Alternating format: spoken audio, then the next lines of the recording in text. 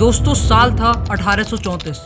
इस दौरान east India company द्वारा एक ब्रिटिश आदमी को भारत बुलाया जाता है। दोस्तों इस आदमी का नाम होता है थॉमस बेबिंगटन मैकॉले, जो कि एक ब्रिटिश पॉलिटिशियन और एक हिस्टोरियन होता है। दोस्तों मैकॉले को भारत बुलाने का एक खास मकसद था।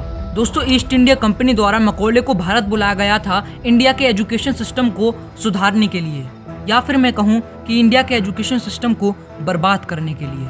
दोस्तों भारत की सरजमीन पर कदम रखते ही मैकॉले के मुंह से जो शब्द निकलते हैं वो आपको जरूर सुनने चाहिए। दोस्तों मैकॉले कहता है कि समुद्र में 3 महीने व्यतीत करने के बाद भूमि पर होना वैसे तो एक अच्छा एहसास है, लेकिन ऐसी भूमि पर कभी भी नहीं। कैसे लोग हैं, काले चेहरे, सफेद पगड़ियां और ढीले ढाले वस्त्र। यहाँ के पेड़ हमारे पेड़ नहीं हैं।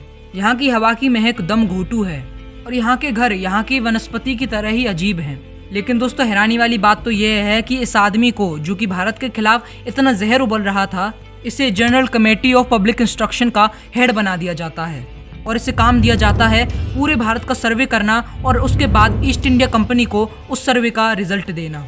जिसके बाद मैकॉले का काम शुरू हो जाता है।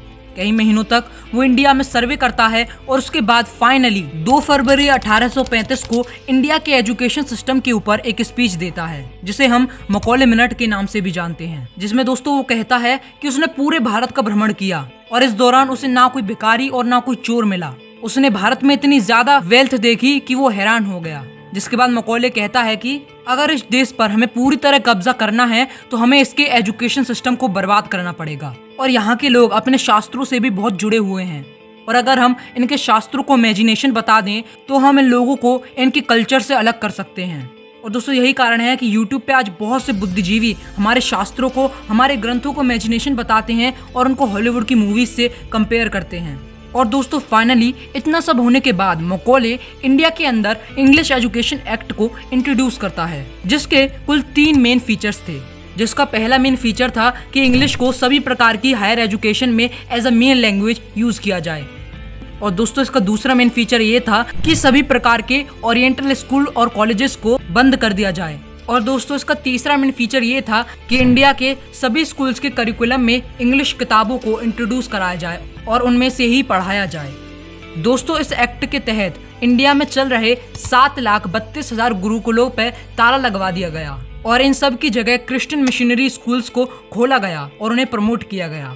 और दोस्तों इस सब का कारण यह था कि जो मैकॉले था वो भारत के एजुकेशन सिस्टम को देख के दंग रह गया था, क्योंकि यहाँ पे जो लिटरेसी रेट था वो लगभग 100% था, यानी कि हर आदमी एजुकेटेड था और सारे के सारे लोगों पे एम्प्लॉयमेंट भी था। और दोस्तों इसी वजह से मैकॉले ने इंडिया के एजुकेशन सिस्टम को इस तरह तबाह कर दिया। दोस्तों मैकॉले कहता था कि एक अच्छी यूरोपियन लाइब्रेरी का एक शेल्फ भी भारत और अरेबिया के पूरे लिटरेचर के बराबर है। लेकिन शायद मैकॉले को रामायण और महाभारत जैसे ग्रंथों के बारे में नहीं पता था। और दोस्तों इसी के साथ साथ मैकॉले का एक और सपना था। दोस्तों वो चाहता था कि वो ऐसे इंडियंस बनाए जो कि सिर्फ दिखने में खून से और कलर से ही इंडियंस लगें, लेकिन अपनी जुबान से, अपने ओपिनियन से, अपनी सीख से, अपने इंटेलेक्ट से वो इंग्लिश लगें, जिन्हें राजीव दीक्षित जी काले अंग्रेज कह के भी पुकारा करते थे।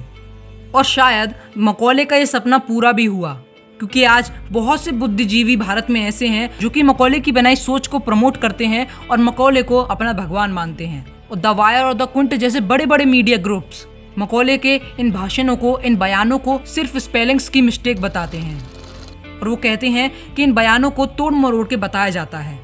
और यही हमारा दुर्भाग्य है। दोस्तों भारत के एजुकेशन सिस्टम को इस तरह तबाह करने के बाद फाइनली 1838 में मैकॉले वापस इंग्लैंड चला गया और अपने पीछे छोड़ गया भारत के एजुकेशन सिस्टम के लिए एक बहुत बड़ा अभिशाप।